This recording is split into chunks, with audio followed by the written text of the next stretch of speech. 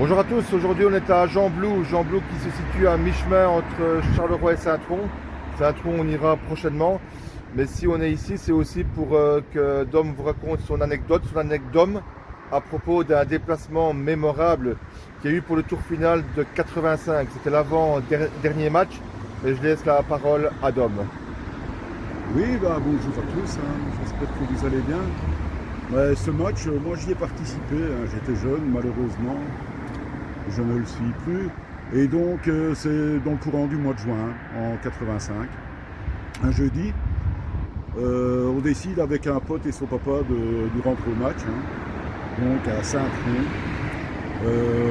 On part de Châtellenois, sortie de l'école. Chemin faisant, on passe par son bref. Là, je suis surpris dans un premier temps par l'accueil des gens du coin. En effet, sachant qu'on allait passer par là, les gens avaient décoré leurs vitrines avec des couleurs chatoyantes et les maîtresses de maison étaient à la fenêtre et nous faisaient des grands signes pour nous dire bonjour. J'ai été vraiment impressionné. Ils nous invitaient probablement à boire une tasse de café, mais comme je ne buvais pas de café à ce moment-là, j'ai décliné l'invitation et nous avons continué. Ensuite, nous sommes passés par Gembloux. Là, j'ai été vraiment surpris par l'ampleur de l'embouteillage. Des bagnoles Carolo partout. Il y en avait autant devant que derrière. C'était vraiment phénoménal. On roulait au pas d'homme. C'était vraiment très impressionnant car on était encore à une cinquantaine de kilomètres de Saint-Tron. Oui, de fil en aiguille, on est arrivé là-bas au stade. Difficile de se trouver une place dans la ville. Tellement il y avait du monde. Il faisait noir de monde. Enfin, noir et blanc de monde. J'ai l'impression que tout Charleroi s'était déplacé là-bas. En ce temps-là, il n'y avait pas de quota de supporters, donc tout le monde pouvait y aller. On a eu des difficultés à avoir une place parce qu'il n'y avait pas de pré-vente. Donc on est rentré un petit peu à la bourre dans le stade. Moi, je me trouvais en gradin, comme on appelait ça en ce temps-là, c'est-à-dire derrière le goal. Un peu avant la mi-temps, Didier Beugny, le fabuleux Didier Beugny, d'une demi-volée fait 0-1. Alors que nous étions acculés avec un A. Et voilà, donc la mi-temps se termine sur le score favorable de 0-1. En deuxième mi-temps, on savait que ça allait être compliqué parce que Saint-Tron avait quand même une belle équipe.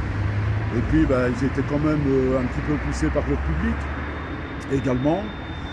Donc ça a été compliqué. On jouait avec un gardien qu'on ne connaissait pas, Mailleux. On peut vraiment dire qu'il a sauvé les meubles. Avec toute son équipe ici en garage. À défaut de les avoir fabriqués. Et donc par un coup de baguette magique, je ne sais pas comment je me suis retrouvé en tribune latérale à un moment donné.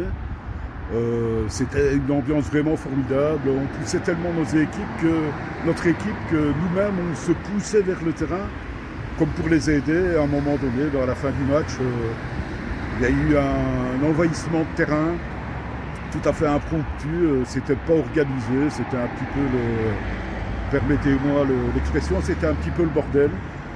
Mais c'était vraiment un de mes souvenirs fabuleux avec le Sporting de Charleroi.